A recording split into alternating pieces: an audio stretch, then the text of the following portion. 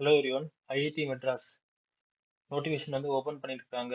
எதுக்காகன்னா MTech MA ஓகேவா. Departments வந்து பார்த்தீங்கன்னா 18 டிபார்ட்மெண்ட்ஸ் இருக்கு. பிஇ முடிச்ச கேண்டிடேட் எம்டெக் ப்ரோக்ராம்ஸ் டோட்டல் 34, எம்ஏக்கு வந்து 4 ஓகேவா. ஸோ இவ்வளோ டிபார்ட்மெண்ட்ஸுக்கு வந்து நம்ம அப்ளை பண்ணிக்கலாம். எப்படி அப்ளை பண்ணலாம்னா உங்களுக்கு கேட் ஸ்கோரில் வச்சு தான் அப்ளை பண்ண முடியும்.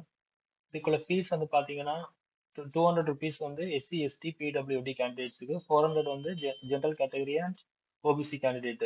இதுக்குள்ள லாஸ்ட் டேட் வந்து பாத்தீங்கன்னா 27 ஏப்ரல் 2026 ஓகேவா. ஃபர்ஸ்ட் நீங்க என்ன பண்ண போறீங்கன்னா click here to register. So இந்த ரெஜிஸ்டர் வந்து கிளிக் பண்ணுங்க. கிளிக் பண்ணிட்டு அதுக்கப்புறம் கேட் ஸ்கோர் ஓகேவா. இது வந்து கேட் ஸ்கோர் நீங்க கொடுக்க போறீங்க. இப்போ நீங்க ஐஐடி பிடெக்ல படிச்சிருந்தாலும் யூஆர் எலிஜிபிள்.